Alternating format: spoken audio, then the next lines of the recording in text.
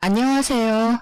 저는 다음 달 출산을 앞둔 30대 후반의 임산부입니다. 이 시기 임산부 대부분은 남편과 함께 아기용품을 준비하고 태어날 아기의 얼굴을 상상하며 행복한 시간을 보내겠지만 저는 남편과 이혼하고 친정엄마와 함께 출산 준비를 하고 있어요. 제 이야기를 적기 위해 지난 임신 기간을 떠올려 보니 다사다난이라는 단어가 떠오릅니다. 제 인생을 통틀어서 이렇게까지 화를 낸 적이 있었나 싶을 정도로 화를 많이 냈고 잘 풀리지 않은 현실에 답답해하며 스트레스를 많이 받았던 것 같아요.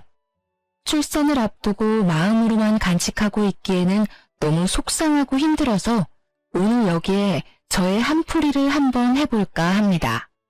아는 동생의 푸념이라 생각하시고 끝까지 잘 들어봐 주세요. 우리 규민이가 대기업에 다니는 거 아시죠? 제가 혼자 이렇게까지 아들을 키우기 정말 힘들었어요. 그래서 저는 같은 대기업에 다니는 여자와 결혼을 시키려고 했는데 사람 인생은 우리네 마음대로 안 되네요. 그렇죠? 이야기를 시작하려니 상견례 날 시어머니가 하신 말씀이 먼저 떠오르네요. 제 남편은 어렸을 때 아버지가 사고로 돌아가셨습니다. 시어머니는 홀로 어린 남편을 키우기 위해 나물부터 시작해서 각종 채소, 과일류 등을 시장에서 팔아 돈을 버셔서 악착같이 모은 돈으로 남편을 애지중지 키우셨어요. 어려운 형편에도 공부를 꽤 잘했던 남편은 수도권 대학교를 장학금을 받으며 졸업하고 중소기업에 다니다가 대기업 영업직에 입사했습니다. 반면에 저는 중소기업을 운영하시는 아빠 덕에 부족함이 없이는 자랐지만 공부에는 영 소질이 없었어요. 그래도 대학교는 입학해봐야겠다는 생각에 4년제 대학교에 진학했고 졸업한 뒤 친정 아빠의 회사 격리부서에서 일하다가 친구의 소개로 남편을 만나게 되었죠. 남편과 저는 성격이 정반대였습니다. 저는 제 생각과 의견을 확실히 말하고 따질 건 따지는 성격이었지만 남편은 조심스럽고 자기 생각을 잘 말하지 않는 성격이었어요. 특히 시어머니의 말은 절대적으로 따르는 사람이었습니다. 저는 남편의 그런 모습이 가정적으로 보였어요. 그러나 친정 부모님의 생각은 달랐습니다. 상견례 내내 자기 아들 자랑하기에만 바쁜 시어머니, 그리고 시어머니의 말씀에는 무조건 순종하는 남편의 모습에 결혼을 반대하셨어요. 그때 부모님의 말씀을 듣고 결혼을 하지 말았어야 했는데 사랑의 콩깍지가 제대로 씌워진 저는 그 당시에 애타는 부모님의 마음이 하나도 보이지 않았습니다. 상견례를 마치고 집에 온 부모님은 걱정스러운 표정으로 저에게 한마디를 하셨어요. 너 꼭이 결혼해야겠니? 엄마는 아무래도 너가 그 집으로 시집가면 시어머니와 남편의 등살에 너무 힘들 것 같아. 에이, 엄마, 나 못 믿어? 그동안 회사 사람들이나 거래처 직원들이랑 트러블이 있을 때도 대화로 잘 해결했잖아. 걱정하지 마. 우리 딸이 잘할 거라고 믿기는 하지만 그래도 회사 생활과 결혼 생활은 달라. 엄마는 너가 결혼하면 너무 고생할 것 같아. 너 시어머니 될 사람 말이다. 상견례 때만 해도 아들 자랑에 정신없는데 결혼하면 더 하지 않겠니? 엄마 말이 맞아. 아무리 내 자식이 제일 멋지고 잘나 보여도 그렇지 어떻게 상견례 자리에서 그렇게 아들 자랑만 한다니? 솔직히 우리는 너가 원하지 않는다면 결혼 굳이 시키지 않을 생각이다. 부모님은 끝까지 시댁에 대한 좋지 않은 감정을 드러내시며 결혼을 반대하셨지만 그래도 저는 저 자신이 똑부러지고 현명한 사람이라는 착각 속에 빠져 잘할 수 있다고 고집부렸어요. 결국 부모님은 마지못해 우리의 결혼을 허락하셨습니다. 이렇게 우여곡절 끝에 결혼식을 마치고 2주가 지난 주말이었어요. 남편은 회사에 밀린 일이 많다며 출근을 했고 저는 그날따라 너무 피곤해서 낮잠을 자고 있었습니다. 한참 단잠을 자는데 누군가가 문이 두드려져 나가보니 시어머니가 오셨더라고요. 진화야, 너는 남의 돈 벌어먹는 것이 얼마나 힘든 일인 줄 아니? 너는 그동안 너네 아빠 회사에서 마음 편하게 생활했겠지만 우리 규민이는 아니란다. 오늘만 해도 너는 주말이라고 낮잠을 자지만 우리 아들은 회사에 출근해서 돈 벌고 있잖아. 얼마나 힘들겠니? 그러니까 네가 규민이 아침밥도 잘 챙겨주고 내조도 잘 해주고 해라. 아침밥이요? 규민이 아침에는 소화 잘 안 된다고 뭐 안 먹던데요. 규민이가 뭐니 규민이가. 너가 규민이랑 동갑이라고 해도 어른들 앞에서는 규민이가 아니라 여보나 당신이라는 호칭을 붙이고 존댓말을 써라. 이제 가장인 남편한테 반말이 가당키나 하니? 규민이는 너한테 존댓말 안 쓰더라도 너는 가장인 남편에게 당연히 존댓말을 써야지. 그리고 나는 규민이의 아침을 챙겨주지 않았지만 너는 규민이가 밥을 먹든 안 먹든 무조건 아침밥 챙겨. 넌 규민이 마누라잖아.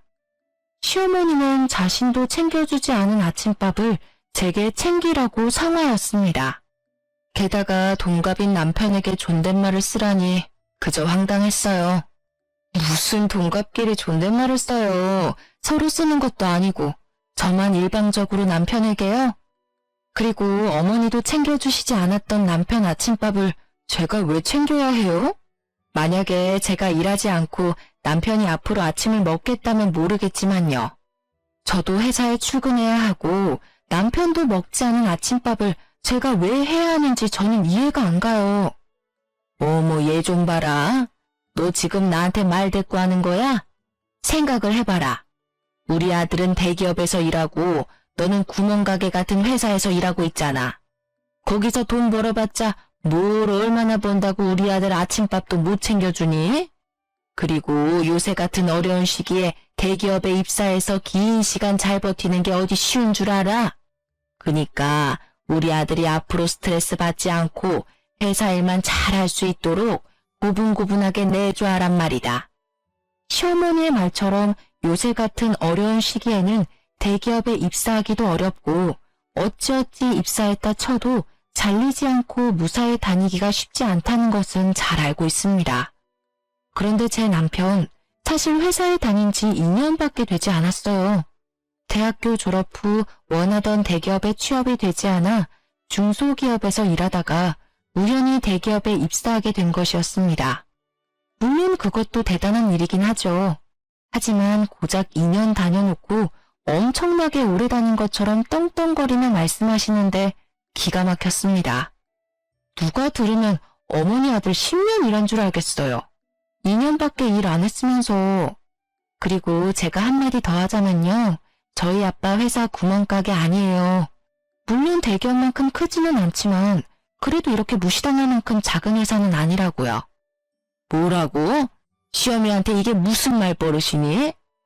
지금이 조선시대였으면 말이다. 대기업에 다니는 우리 아들은 양반이고 구멍가게 같은 너네 아빠 회사에 다니는 너는 노비, 종이었다 이거사. 양반집에서 노비 같은 너를 받아줬으면 그냥 가만히 하라는 대로 할 것이지 어디 눈을 부라리고 시애미한테 말댔구야? 어머니가 저희 친정 구멍가게 수준이라고 무시하시니까 그러죠. 그리고 지금 시대가 어느 시대인데 직장에 따라 사람을 평가하고 나눈답니까? 밖에서 그런 이야기하고 다니시면 사람들이 어머니 욕해요. 그러니까 절대 앞으로 그런 식으로 이야기하지 마세요. 아무리 시대가 변해도 보이지 않는 사회에 계급이 있는 거야. 알겠니? 이래서 같은 대기업에 다니는 참한 처자를 며느리로 삼았어야 했는데 저거는 애가 고분고분하지도 않고 그런다고 우리 아들이랑 급이 맞게 대기업에 다니는 것도 아니고 어쩜 애가 어른한테 단 한마디도 지지를 않아? 저는 시어머니의 발언에 황당하고 기가 막혔습니다.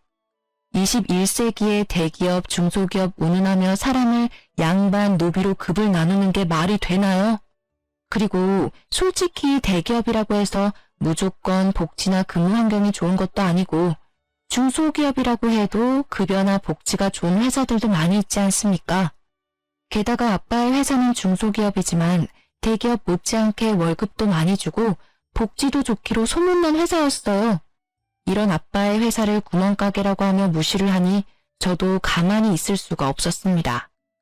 저는 제 성격상 시어머니께 마음에 없는 소리 하기도 싫었고 그저 저의 솔직한 생각을 말한 것뿐인데 시어머니는 제게 크게 화를 내셨습니다. 시어머니는 저같이 할 말 다 하는 며느리가 잘못되었다고 생각할 수도 있겠지만 솔직히 21세기의 회사에 따라 양반, 노비 등으로 계급을 나누고 사돈이 운영하는 회사를 구멍가게라고 하며 비하하는 것이 더 잘못된 것 아닌가요? 하지만 시어머니는 본인의 언행에 문제가 있음을 전혀 생각하지 않고 오히려 제게 화만 잔뜩 내다가 집에 가셨습니다. 그리고 그날 저녁 남편이 퇴근했는데 시어머니께 모든 상황을 들었는지 화가 잔뜩 나 있더라고요. 우리 엄마한테 다 들었어. 그냥 엄마한테 곱게 말하면 어디가 덧나냐? 넌 어쩜 그렇게 매사에 하나하나 다 따지려고 들어? 어머니가 나한테 무슨 말씀을 어떻게 하셨는지는 알고 그딴 식으로 말하는 거야? 다짜고짜 화부터 내기 전에 상황 파악 먼저 하지 그래? 대충 들었어.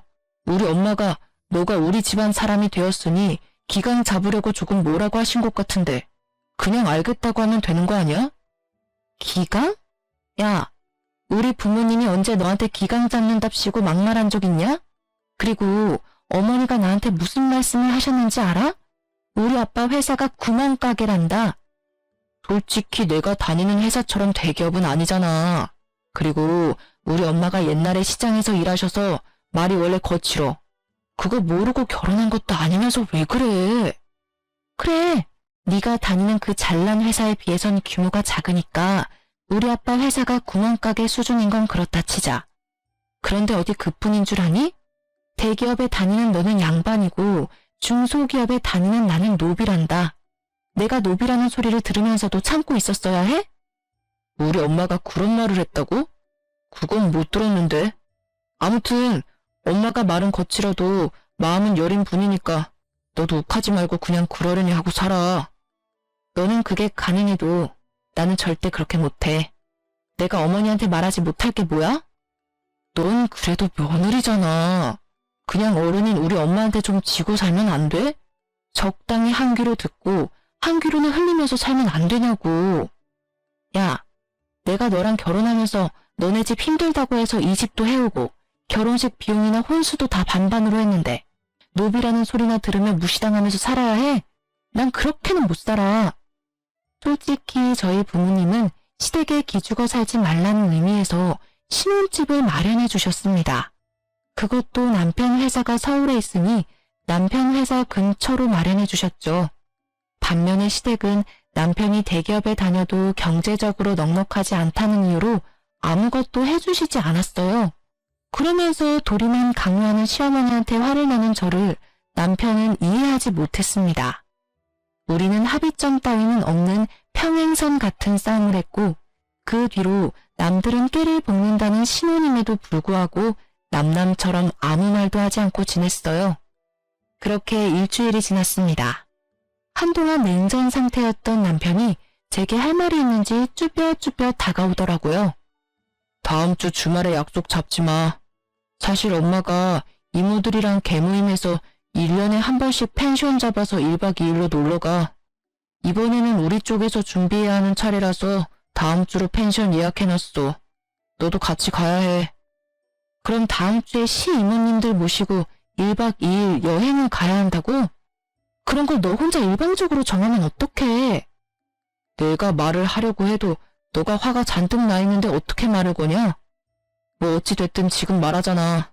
그리고 이미 펜션 예약도 다 해서 너는 그냥 다음 주에 이모들이랑 같이 여행이나 가면 되는데 뭘 걱정이야. 아무리 그래도 시이모님이 두 분이나 계시는데 내가 얼마나 불편할지는 생각 안 해? 우리 이모들이 널 잡아먹기라도 하냐? 그리고 매번 가는 것도 아니고 1년에 딱 한 번, 1박만 하는 건데 뭐가 그리 걱정이야. 아휴, 말을 말자. 펜션은 어디로 잡았는데? 남편은 강원도 쪽으로 펜션을 잡았다며 펜션 이름을 제게 알려주었습니다. 핸드폰으로 찾아보니 시설도 깔끔하고 바닷가 앞쪽이라 분위기도 꽤 좋아 보였어요. 그런데 주말 가격을 보니 1박에 무려 140만 원이나 하더라고요. 뭐야, 1박에 140만 원? 설마 이 돈 다 낸 건 아니지? 당연히 냈지. 이번에 우리 결혼하며 이모들한테 축의금도 꽤 받았고, 게다가 너는 중소기업이지만 사장님 딸이고 나는 대기업 사원인데 친척들한테 당연히 우리가 사야 하는 거 아니야? 야, 우리가 부부인데 100만 원이 넘는 금액을 쓰려면 서로 상의를 해야 하는 거 아니야? 나한테는 말 한마디도 없이 네 마음대로 그 금액을 막 써? 내가 우리 집 여행해서 네 돈 달래? 어차피 내가 번 내 돈으로 펜션 비용 결제하겠다는데 뭐가 잘못됐어? 넌 좀 따지고 들지 마. 우리는 서로 이해하지 못했고 그 뒤로도 만나기만 하면 원수처럼 싸워댔습니다. 하지만 원래 신혼 때는 치약 짜는 것이나 양말 벗는 것과 같은 사소한 것으로도 많이 싸운다고들 하니까 남편과 저 또한 서로 맞춰가는 과정이라고 생각했어요. 그렇게 일주일 뒤 저는 시어머니와 시이모님들을 모시고 남편이 예약한 펜션으로 떠나게 되었습니다. 확실히 1박에 100만 원이 넘는 곳이라 그런지 시설이 정말 좋았고 그래서인지 시어머니도 시이모님들 앞에서 뿌듯해 하시는 것이 보였어요. 비싼 곳이라 그런지 정말 좋구나. 그런데 이거 누가 돈을 냈니? 당연히 내가 돈 냈지. 근데 왜요? 참나. 우리 아들 주말에도 쉬지 않고 일했는데 그 돈 쓰기 아까워서 그러지. 다음부터는 진아 네가 번 돈으로 펜션도 예약하고 하려무나. 저번에 그랬잖아. 너희 친정 구멍가게 수준 아니라고. 어디 너희 친정 수준 한번 봐보게. 다음 여행 때는 진아가 펜션도 직접 예약하렴. 그래. 우리 동생도 이제 좀 여유롭게 살아야지. 솔직히 우리 동생 그동안 혼자 규민이 키우면서 힘들었으니 이제 노년에는 며느리 효도 받으면서 살아야지 않겠어? 진아 너가 이제 시어머니 잘 모시고 여행도 좋은 곳에 여기저기 다니고 해. 맞아, 진아야. 우리 엄마 고생 많이 하셨으니까 이제 우리 엄마한테 효도하면서 살아. 가재는 개편이라더니 시이모님들과 남편은 하나같이 시어머니한테 효도해야 함을 강조하셨습니다. 물론 시어머니가 그동안 혼자서 많은 고생하신 것은 충분히 알겠으나 그 고생을 하며 남편을 키운 거지 저를 키운 건 아니잖아요. 막말로 시어머니가 저 아기 때 저를 돌봐주신 것도 아니고 제가 학교 다닐 때 학비를 대주신 것도 아닌데 제가 왜 시어머니한테 효도할 것을 강요받아야 하는지 이해가 잘 되지 않았습니다.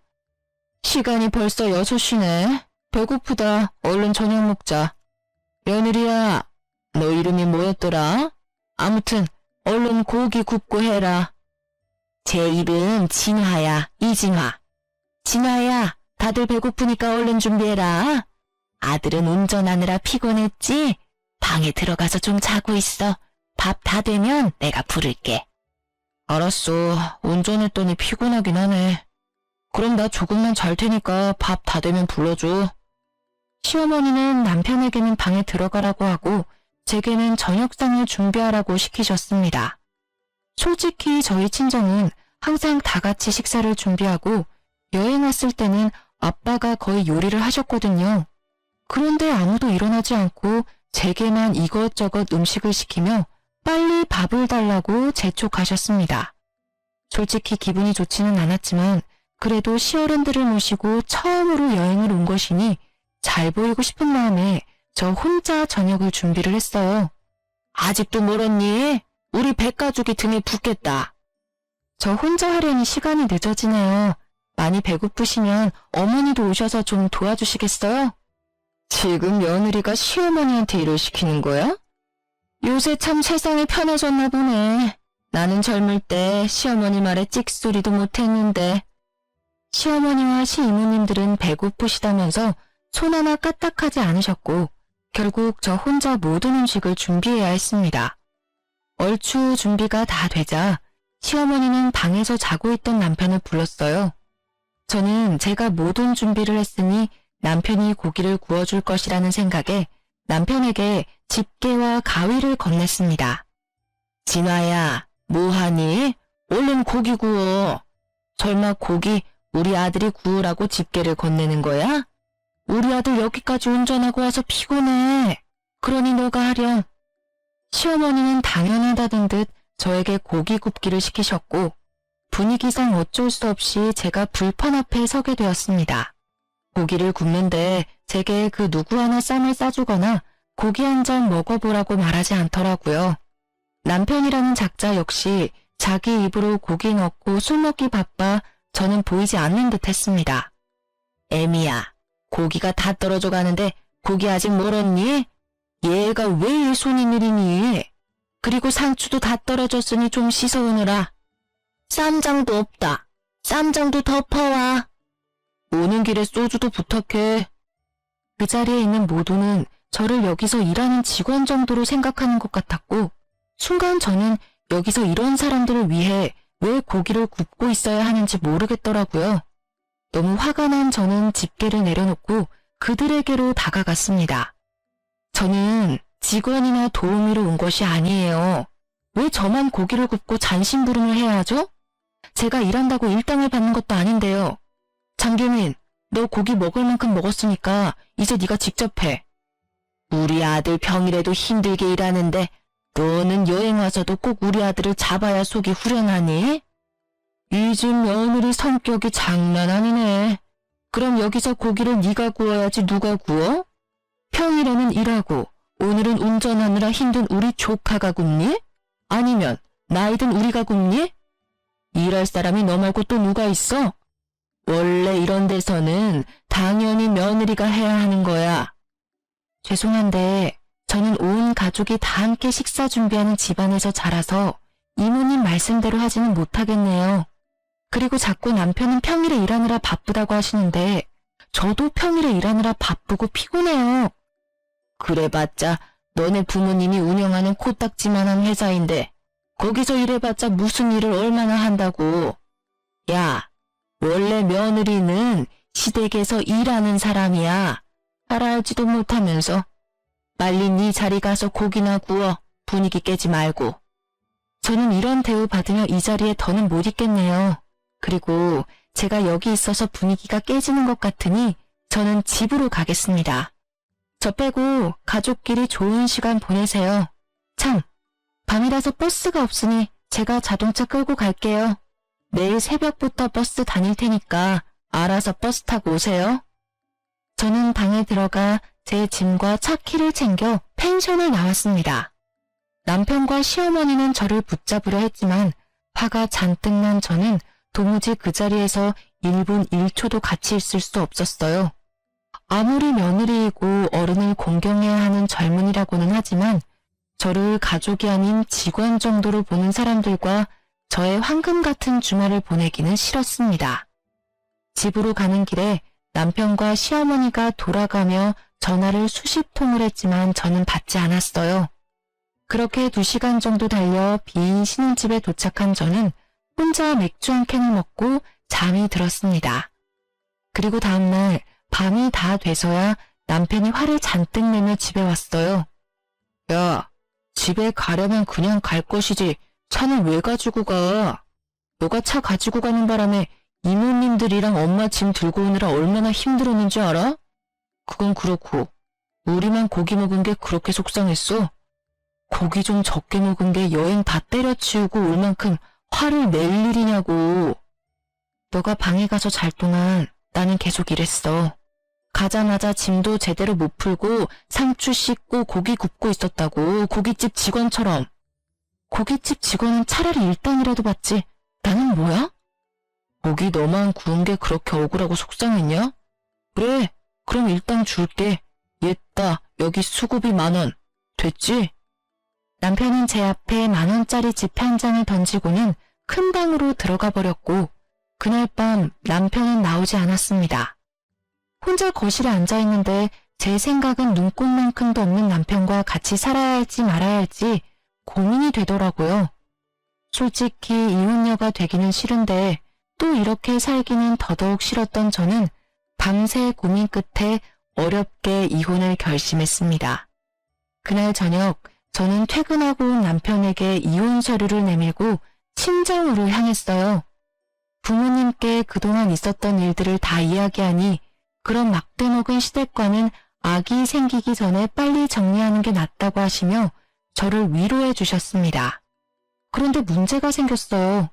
유달리 몸이 피곤하고 이상해서 혹시나 하는 마음에 임신 테스트기를 해보니 아기가 생겨버린 거예요. 병원에서 확인해보니 6주 차였고 아기의 심장 소리를 들으니 뭔가 마음이 뭉클해지고 눈물이 핑 돌더라고요. 사실 그때까지도 저는 남편과 시댁에 화가 많이 나서 이혼하고 싶은 생각뿐이었습니다. 그런데 아기가 생기니 편부모 밑에서 클 아기가 걱정되어 감히 이혼을 선택하지 못하겠더라고요. 난 이 아기를 아빠 엄마가 다 있는 온전한 가정에서 잘 키우고 싶어. 그런데 시어머니가 나를 가족이 아닌 마음껏 부려먹어도 되는 사람 정도로 생각하시고 우리 친정을 무시하는 것이 정말 기분이 나빠. 솔직히 입장 바꿔 생각하면 너라도 그러지 않겠어? 뭐 기분이 좋지는 않겠지. 그래서 말인데 나 임신할 기간만이라도 스트레스 받지 않게 너가 중간 역할 좀 잘 해줄래? 시어머니가 나한테 친정 무시하는 발언하지 못하도록 너가 좀 도와줘야겠어. 우리한테 온 이야기 지켜야 하잖아. 내가 무슨 수를 어떻게 돕길 바라는데? 임신 기간만이라도 시댁과 연락 끊고 살자. 너는 전화하든 말든 상관없지만 명절 제사 등의 집안 행사 때 나는 가지 않을 거야. 앞으로 어머니한테 오는 전화도 받지 않을 거고.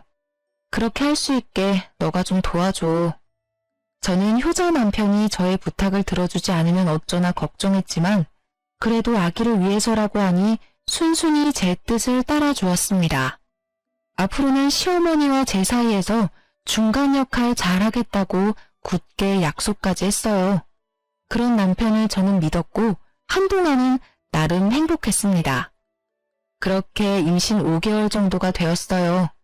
그날 남편은 친구들을 만나러 나갔고 저는 주말이라 부모님과 함께 집에서 쉬고 있었습니다. 밥을 먹고 거실에 앉아 과일을 먹는데 그다지 반갑지 않은 전화가 왔어요. 바로 시어머니였습니다. 저는 전화를 받지 않으려고 했지만 계속 전화를 하시는 통에 어쩔 수 없이 받았어요. 야, 너는 아무리 임신을 했어도 그렇지 어떻게 시어머니한테 전화 한 통 없냐? 너 지금 나랑 연락 안 한 지 무려 6개월 넘었어. 정말 영 끊고 살 거야? 규민이한테 다 들었다. 너가 임신 기간에 나랑 연락 끊고 싶다고 했다길래 화가 많이 났어. 어디서 며느리가 시어미한테 연을 끊자는 이야기를 해? 하지만 그래도 너가 유산할 수도 있는 임신 초기니까 그냥 참았어. 그런데 이제 어느 정도 안전 게 아니니? 그럼 알아서 죄송합니다 하고 연락을 해야지. 화가 난 시어머니의 목소리가 어찌나 큰지 스피커폰으로 하지 않아도 옆에 계시던 부모님께 똑똑히 잘 들릴 정도였습니다. 이어서 시어머니는 저에게 하지 말아야 할 소리를 하시기 시작하셨어요. 야, 네 뱃속의 자식 딸이야 아들이야? 딸이면 굳이 필요 없으니까 지워버리고 아들이면 출산해라. 알겠니? 요새는 아기 지우면 불법이에요. 어떻게 그런 소리를 아무렇지도 않게 하세요? 너는 꼭 내가 한마디 하면 100마디는 하려고 하더라. 그냥 좀 시어미 말에 토달지 말고 내 할 수는 없는 거야?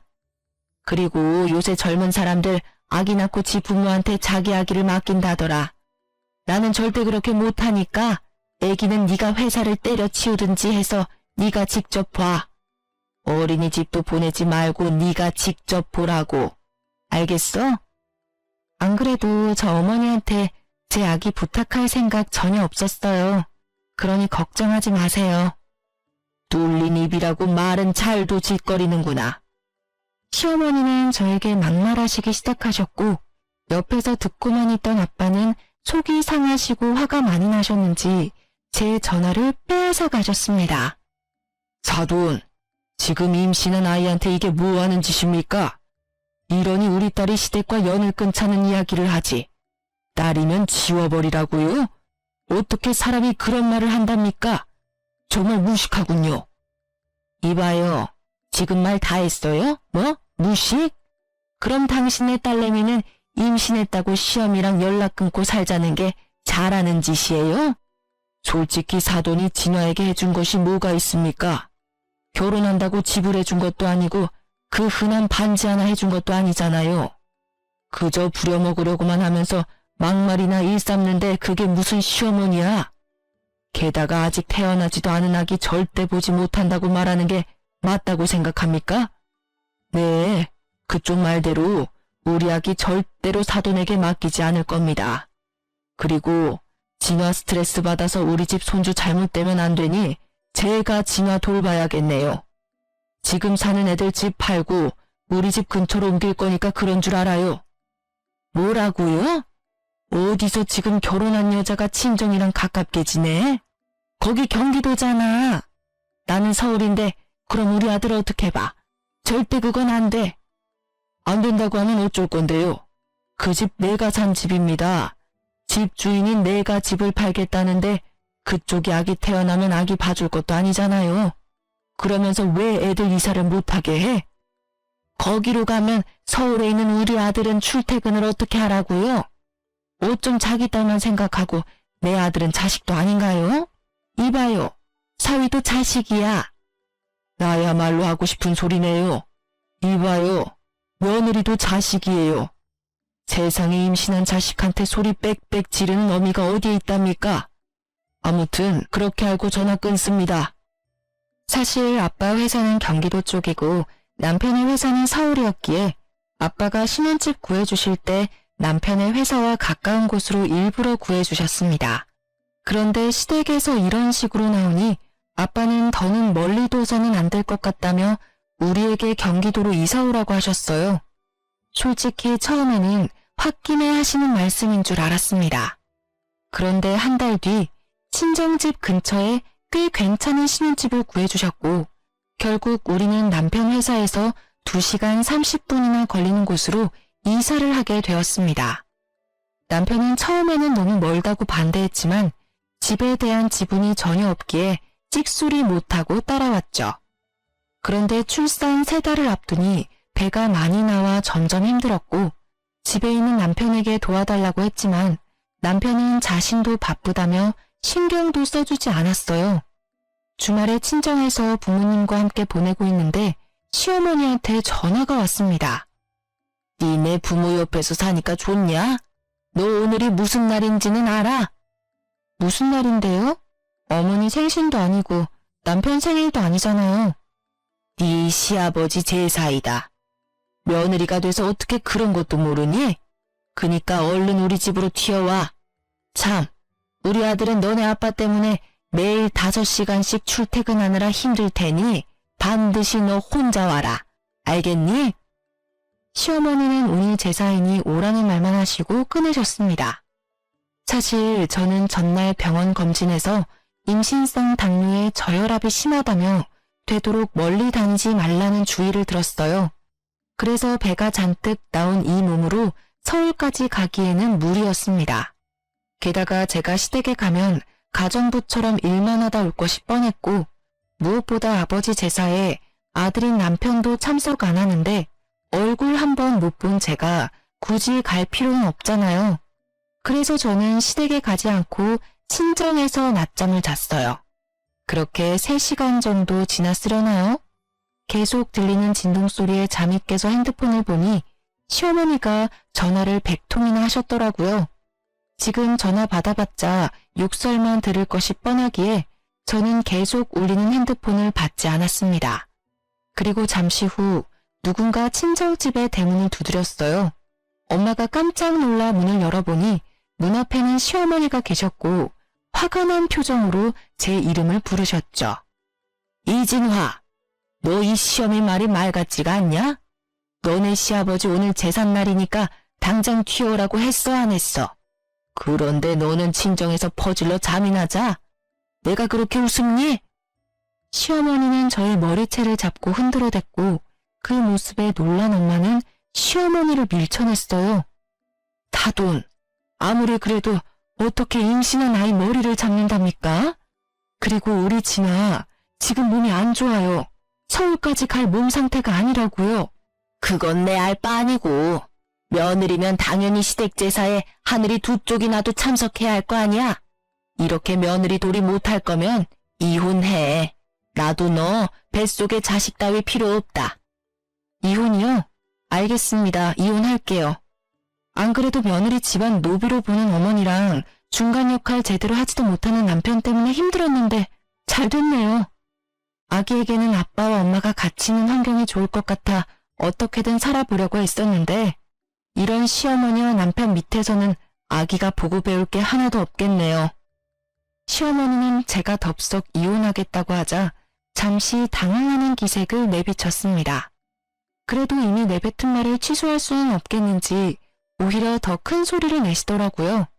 그래, 잘 됐네. 사실 그동안 우리 아들은 대기업 다니는데 며느리는 이름도 모르는 하찮은 회사 다녀서 부끄러웠다. 이참에 너네 둘이 갈라서고 우리 아들이랑 급이 많은 대기업 며느리 한번 얻어서 자랑 좀 하고 다녀보자. 대기업 아들의 며느리요? 아들이 말 안 했나 보죠? 어머니, 일을 어째요? 이제 그쪽 아들 대기업 직원 아니에요. 뭐?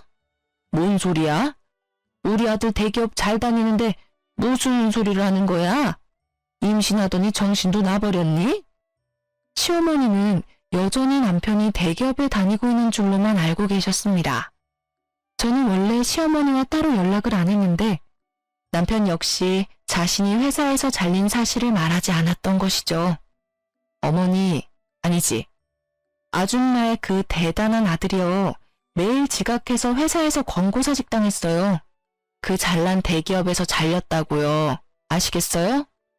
시어머니는 제 말을 끝까지 믿지 못하겠다고 하며 친정집을 박차고 나가셨습니다. 사실 경기도로 이사하고 남편은 2달도 안 돼서 해고당했어요. 남편이 하던 일이 영업이라 거래처와의 신뢰가 정말 중요한데 남편이 중요 거래처와 미팅을 늦게 와서 거래가 여러 번 취소되었다고 해요. 솔직히 더 젊고 능력 좋은 사람들이 줄 서서 기다리는 대기업에서 기업 이미지 깎아먹는 남편을 계속 데리고 있을 필요는 없잖아요. 그래서 권고사직을 당하게 되었죠. 반면 저는 여전히 아빠 회사에서 일하고 있었습니다. 그날 저녁 부모님은 남편을 불러 둘이 당장 이혼하라고 하셨어요. 저는 알겠다고 했으나 남편은 그래도 아기가 생겼는데 죽어도 이혼 못 해주겠다고 고집을 피우더라고요.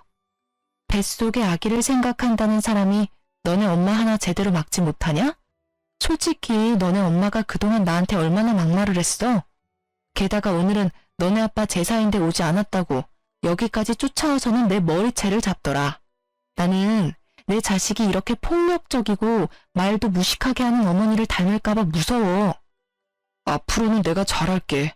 그러니까 제발 나 한 번만 봐주라. 우리 아기 아빠 없는 자식으로 키울 거야? 요새 여자 혼자 아기 키우기가 얼마나 힘든데. 너같이 무능하고 엄마만 알고 자기 가족들은 모르는 사람을 아빠로 두는 것보다는 나 혼자 아기 키우는 게 훨씬 더 나은 것 같아. 그러니까 헛소리 그만하고 우리 이제 갈라서자. 그러게 처음부터 잘했어야지. 짐 안 빼면 네 집 모조리 다 버릴 테니까 그런 줄 알아. 남편은 무릎까지 꿇으며 이혼하기 싫다고 하며 빌었지만 저는 이미 남편에 대한 신뢰를 잃었기에 하루라도 같이 살 수가 없었습니다. 그렇게 남편은 한참을 울며 빌다가 친정에서 나갔고 저는 그날 밤 친정에서 잠을 잤어요. 다음날 회사를 마치고 신혼집에 가보니 여전히 남편의 짐들이 있었습니다. 확 버리려다가 그래도 최소한의 예의는 지키고 싶어서 남편의 짐을 대충 구겨넣고 시댁에 퀵으로 보내버렸어요. 이혼 서류와 함께요. 그리고 저는 신혼집의 비밀번호도 바꿔버리고 친정으로 갔습니다. 그렇게 3시간 정도 뒤 시어머니한테 전화가 왔어요. 아가야, 그동안 내가 정말 미안했다. 이 늙은이가 정신줄을 놨나 보다. 정말 미안해. 그러니까 그만 화 풀고 우리 아들 좀 받아주면 안 될까? 내가 손주도 잘 돌봐주고 이제는 너에게 막말도 하지 않을게. 정말 너를 내 딸로 여기며 평생을 받들며 살게. 그러니까 한 번만 화 좀 풀어주렴. 이미 신뢰도 잃고 같이 살 이유도 없는데 제가 왜 그래야 하죠? 저는 아줌마와 아줌마 아들과 더는 대화할 이유도 가치도 없습니다. 말 길어져봤자 피차 좋지 않을 테니 전화 끊을게요. 시어머니는 저를 어떻게든 붙잡고 싶었는지 말을 더 하려 했지만 저는 그냥 끊어버렸습니다. 그 뒤로 저는 경기도에 신혼집을 팔아버렸고 이렇게 저와 남편은 이혼하게 되었어요. 내심 여기에 있는 사연들처럼 남편이 이혼 못하겠다고 버텨서 소송까지 가면 어쩌나 했거든요. 그런데 다행히 남편이 깔끔하게 협의 이혼을 하더라고요. 대충 알아보니까 이혼 소송을 하는데 드는 돈이 한두 푼이 아니라면서요. 아마 남편은 백수의 집도 없고 위자료를 내줘야 할 판국이 되니 울며 겨자 먹기로 어쩔 수 없이 합의해 준 것 같았습니다. 그리고 지난주 남편이 친정집으로 저를 찾아왔습니다. 아주 꾀질재한 모습으로요. 무슨 일이냐고 물으니 남편이 대뜸 제 손을 잡는 거예요. 진아야, 나 좀 살려줘. 사실 우리 엄마가 화장실에서 얼마 전에 쓰러지셨어. 그래서 지금 사경을 헤매고 있는데 병원비가 한 푼도 없어. 제발 불쌍한 사람 돕는다 생각하고 병원비 좀 주면 안 될까? 어? 그럼 내가 정말 평생 널 은인으로 생각하고 살게. 어머, 어머니께서 그리 되셨어? 어쩌면 좋아. 너 회사도 잘리고 많이 힘들었겠다. 잠깐만. 저는 집 안으로 들어와 제 지갑을 꺼냈어요. 그리고 지갑 안에 있던 10,000원을 꺼내들었습니다. 이를 어쩌나? 지갑에 10,000원밖에 없네? 옛다 병원비. 이거 갖고 가서 잘 치료해드려. 야, 장난해? 우리 엄마가 사경을 헤맨다는데 이러고 싶어? 솔직히 나는 이 상황에서도 자업자득이라는 단어밖에 생각이 안 나네. 너네 엄마 그동안 얼마나 나를 괴롭게 하고 막말을 일삼았니? 나를 가족은커녕 그저 부려먹을 생각뿐이셨는데 내가 왜 너네 엄마의 병원비를 보태줘? 난 그렇게 마음이 넓은 사람이 아니라서 그렇게는 못하겠다. 10,000원으로 병원비 쓰면 되겠네. 저는 10,000원을 던지고 문을 쾅 닫아버렸습니다. 이렇게 저는 출산을 앞에 두고 남편과 이혼하게 되었어요. 사실 제 아기에게 화목한 가정, 좋은 아빠를 만들어주지 못해 미안합니다. 되도록 가정을 지키며 살려고 했는데 워낙 제 성격이 세서 참지 못하고 갈라서고 말았네요. 제 사연을 듣는 청취자분들 중에는 저보다 더 현명하게 이 상황을 대처하실 분도 계시겠지만 저로서는 이게 가장 나은 방법이었습니다. 어찌되었든 저는 이미 남편과 갈라섰고 이혼한 것에 대해 후회하지는 않아요. 그리고 앞으로는 과거에 얽매이지 않고 더 강해질 것입니다. 곧 저는 엄마가 되니까요. 엄마가 되는 것이 걱정되고 많이 떨려요. 그래도 제 사연을 듣고 계시는 인생 선배님들에게 응원의 말 한마디씩 들으면 힘이 날 것 같습니다. 우리 아기 무사히 잘 태어나서 행복한 꽃길을 걸을 수 있도록 좋은 말 부탁드려요. 지금까지 제 이야기 들어주셔서 감사합니다.